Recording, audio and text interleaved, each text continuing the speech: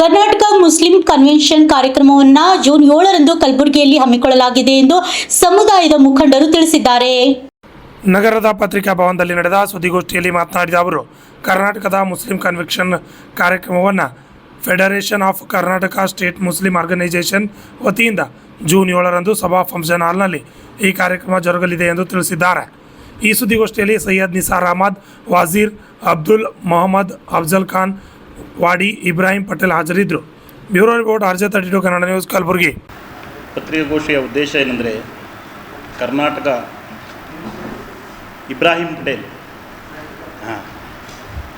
ಕರ್ನಾಟಕ ರಾಜ್ಯ ಮುಸ್ಲಿಂ ಒಕ್ಕೂಟ ಸಮಾವೇಶ ಹಮ್ಮಿಕೊಳ್ಳಲಾಗಿದೆ ಗುಲ್ಬರ್ಗದಲ್ಲಿ. 7 ಜೂನ್ 2026ರಂದು ಸಭಾ ಫಂಕ್ಷನ್ ಹಾಲ್ ಕಲಬುರಗಿಯಲ್ಲಿ ಸಮಾವೇಶ ಹಮ್ಮಿಕೊಳ್ಳಲಾಗಿದೆ. ಆ ಸಮಾವೇಶದ ಉದ್ದೇಶ ಏನೆಂದರೆ, ರಾಜ್ಯದಲ್ಲಿ ಕಾಂಗ್ರೆಸ್ ಸರ್ಕಾರ ಮತ್ತು ಸನ್ಮಾನ್ಯ ಸಿದ್ದರಾಮಯ್ಯ ಮತ್ತು DK ಶಿವಕುಮಾರ್ ಅವರ ಸರ್ಕಾರ, ನಮ್ಮ ಸರ್ಕಾರ ಅಧಿಕಾರದ ಮೇಲೆ ಬಂದರೆ ನಾವು ಮುಸಲ್ಮಾನರ ಮತ್ತು ಅಲ್ಪಸಂಖ್ಯಾತರ ಬೇಕಾದಂಥ ಇವು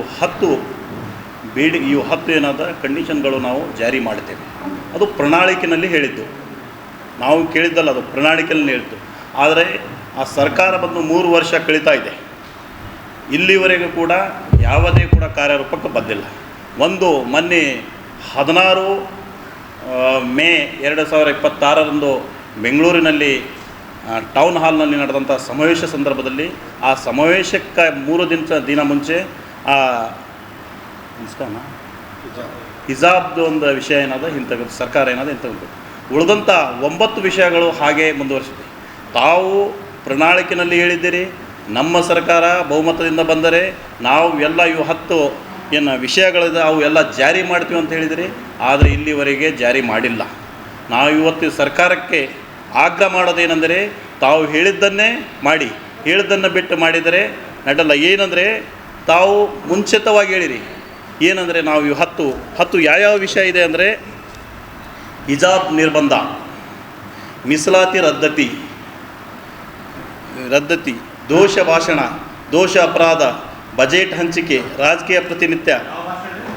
ದೋಷ ಭಾಷಣ ಅಂದರೆ ಪ್ರಚೋದನಕಾರಿ ಭಾಷಣಕ್ಕೆ ನಿರ್ಬಂಧ ಹೇರ್ತೀನಂತ ಆ ಸಂದರ್ಭದಲ್ಲಿ ಹೇಳಿದರೆ ಅದು ಇನ್ನೂ ಕಾರ್ಯರೂಪಕ್ಕೆ ಬಂದಿಲ್ಲ.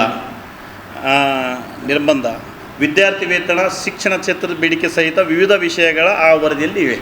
ಈಗಾಗಲೇ ಸರ್ಕಾರ ಹೇಳದಂತೆ ಏನದ, ಒಂದು ವಿಷಯ ಮಾತ್ರ ನಡ್ಕೊಂಡಿದ್ದೆ, ಉಳಿದಂಥ ವಿಷಯ ಯಾವೂ ಕೂಡ ನಡ್ಕೊಂಡಿಲ್ಲ. ಅವೆಲ್ಲ ಕೂಡ ಮಾಡಬೇಕನ್ನಂಥ ಉದ್ದೇಶದಿಂದ ಇವತ್ತು ನಾವೇನಾದ ಈ ಪತ್ರಿಕಾಗೋಷ್ಠಿ ಮುಖಾಂತರ ಈ ಸರ್ಕಾರಕ್ಕೆ ಆಗ್ರಹ ಮಾಡ್ತಿದ್ದೇವೆ. ಹಾಗೆ ನಾನು 7ನೇ ತಾರೀಕು ನಡೆಯಲಿರುವಾಗ ನಮ್ಮ ಏನು ಮುಸ್ಲಿಂ ಸಮಾವೇಶ ಗುಲ್ಬರ್ಗದಲ್ಲಿ ನಡೆಯಲಿದೆ. ಆ ಸಮಾವೇಶಕ್ಕೆ ಮುಸ್ಲಿಂ ಸಮುದಾಯದ ಮೌಲ್ವಿಗಳು ಮತ್ತು ಮುಸ್ಲಿಂ ಸಮುದಾಯದ ಎಲ್ಲ ವಿದ್ಯಾವಂತರು, ಯುವಕರು ಹೆಚ್ಚಿನ ಸಂಖ್ಯೆಯಲ್ಲಿ ಬಂದು ಈ ಕಾರ್ಯಕ್ರಮವನ್ನು ಯಶಸ್ವಿಗೊಳಿಸಬೇಕಾಗಿ ಈ ಸಂದರ್ಭದಲ್ಲಿ ನಾನು ಹೇಳ್ತಾ ಇದ್ದೀನಿ. ಹಾಗೆ क्या हुआ था पिछली गवर्नमेंट्स में, वो बीजेपी गवर्नमेंट निकाल दी, तो वो निकालने की वजह से कई सारे मुस्लिम कम्युनिटी के जो स्टूडेंट्स हैं वो बड़े परेशान हैं. तो उसी को वापस रीइंस्टेट करने के लिए हमारी डिमांड है कि एक सिंपल गवर्नमेंट ऑर्डर पास करके, अभी प्रेजेंटली स्टेटस को मेंटेन है, सुप्रीम कोर्ट में ये पेंडिंग है, लेकिन गवर्नमेंट अगर सिंपल गवर्नमेंट ऑर्डर पास करके इसको वापस रीइंस्टेट कर सकती है. और हमारी ये डिमांड है कि ये 4% से जाकर 8% किया जाए. ये हमारा कर्नाटक राज्य मुस्लिम वकूटा का जो है डिमांड है. और आप जैसे बता रहे हैं कि हिजाब का जो बैन है वो हटा दिया गया है. वो जो हिजाब का बैन है, हमारे 13 मई को हम लोगों ने कर्नाटक राज्य मुस्लिम वकूटा ने एक प्रेस कॉन्फ्रेंस की थी. उसी के फौरी तौर पर इम्पैक्ट के नतीजे में वो जो है सिद्धरामैया गवर्नमेंट, क्योंकि कन्वेंशन होने वाला है ये मालूम पड़ने की वजह से वो 16 को होने वाला है बोलकर वो वापस लिए. और ये गवर्नमेंट चाह रही थी कि, और कई सारे ऐसे लोग भी थे जो चाह रहे थे कि ये कन्वेंशन ना हो, लेकिन कन्वेंशन किया गया और वो कामयाब भी रहा.